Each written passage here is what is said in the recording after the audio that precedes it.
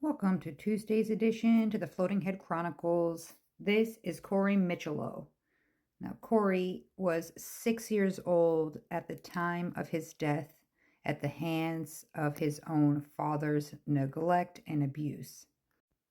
This is Corey's father, Christopher Gregor, and he stood at his sentencing hearing here at August 2nd of 2024. Now, at the time of Corey's death, his mother, Breanna, and father, Christopher, shared joint custody. Gregor was not present in Corey's life until he was about 4 years old. Now, Corey's mother, Breanna, said that she reported the abuse over 100 times, but no one took action. And she has since sued the New Jersey Division of Child Protection and Permanency for failing to protect Corey properly.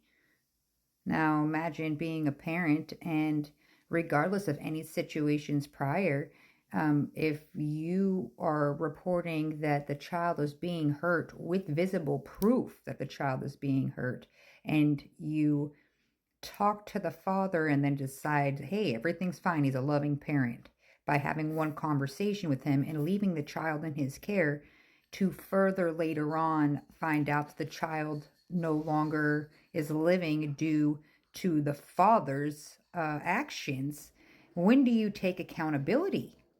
Because the Child Protective Services do not want to ever take responsibility for any sort of decisions that they make. In this case, they did fail Corey. If they would have removed him from the care of this father, would Corey still be alive today? My guess is yes. Now, Gregor was charged in 2 separate incidents, each having different charges associated with them. There was a treadmill incident, which resulted in a charge of child endangerment, count 1, and that occurred on March 20th of 2021, and on April 2nd of 2021, count 2, Corey died of blunt force trauma. No treadmill was involved. The charge of causing Corey's death is described as knowingly caused serious bodily injury resulting in the death of another. His defense hired a consulting forensic pathologist who determined Corey's manner of death was natural. They're trying to say that he died of some complications due to having pneumonia. And what with the bruising, though? Like, what was that? And they try to chalk it up to being a normal 6-year-old that's just running around playing. Yes, kids do get injured. Kids, especially 6-year-old boys, they're running around, they're climbing on stuff. That makes sense. But when a child has gone through all this trauma and has explicitly told people about it, and you go to try to seek help, that should be looked in further than just having a conversation with the father and determining that's fine.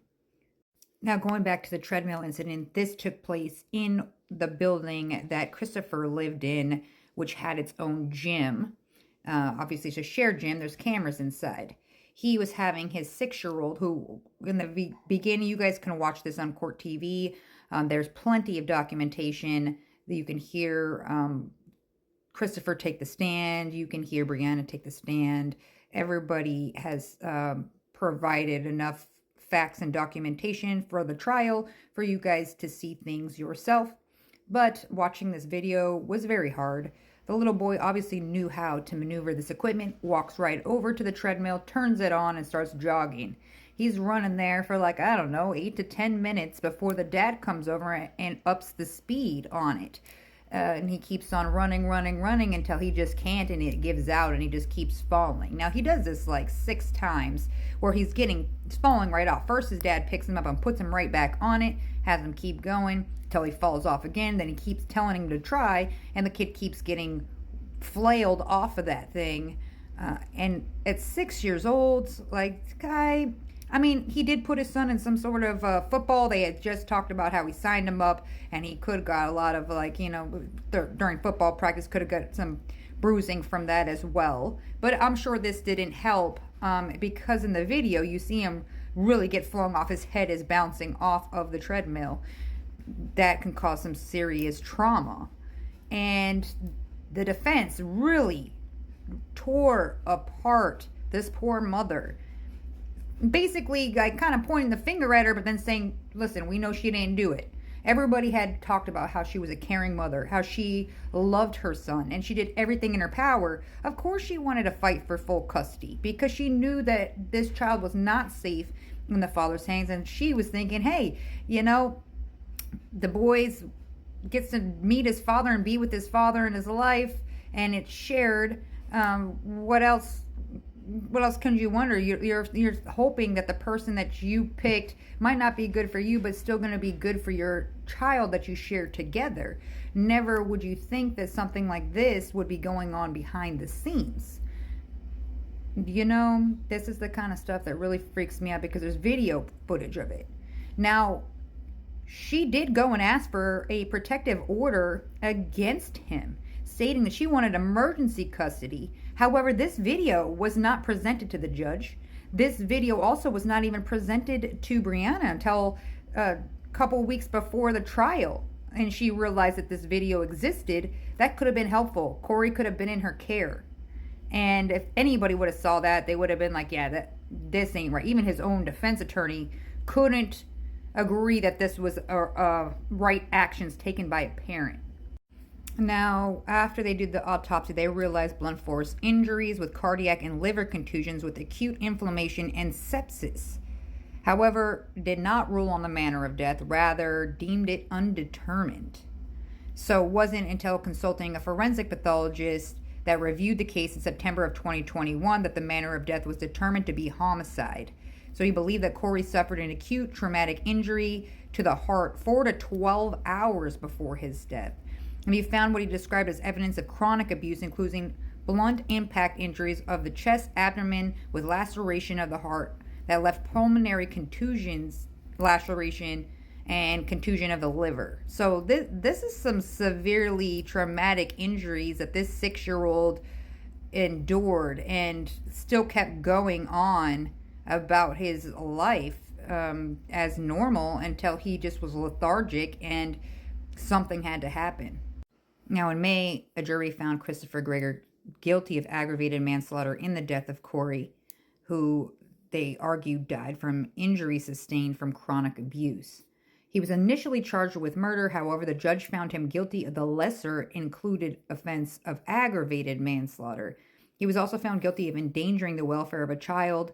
At the sentencing hearing, Judge Guy Ryan noted that he had received hundreds of letters from people around the country to weigh in on the sentence. Now, he was sentenced to serve 20 years for aggravated manslaughter and 5 years for endangering the welfare of a child to be served consecutively. He will have to serve like 85% of the sentencing before he can be released or even thought of being released. So at least he will be held accountable to that level. However, the accountability also needs to take place with the Child Protective Services, who received multiple from the school, from reports, from doctors, from the mother. Like everybody should have done something there and opened the case or been investigating further, not just having conversations and calling it a day. Anybody could present themselves as a great parent, but do you really know what's going on inside? And of course, Corey was staying with his dad at his parents' place. So he was well taken care of. He had everything he needs by means of survival. So yeah, what do you classify as being in an unsafe environment? How about all the bruising? How about people saying that? How about the child? Like, do we not go talk to the children and just see how this is working out and kind of weigh on what's the better options? Are we going to keep just letting these children lose their lives because you're not doing your due diligence? Granted, I know it must be a difficult job, but it feels like the system is always failing children, and it really is so frustrating to me. Sadly, Breanna says she reported it more than 100 times over 18 months and didn't receive help that her and her family needed. The boy's grandmother on the mother's side said that Corey knew he was going to die. The Sunday before his death, she undressed him for a bath and noticed he was covered in bruises in different states of healing. Later, Corey had asked him, "Hey, Grandma, does God see what Daddy does to me?" I told him God sees everything, she said. His voice got very low and he said, "Why doesn't he help me?" And then asked why his daddy wasn't going to hell. Like, this little boy knew too much. They try to protect him, give him a phone to hide to see if he can get some help, but this is the end result.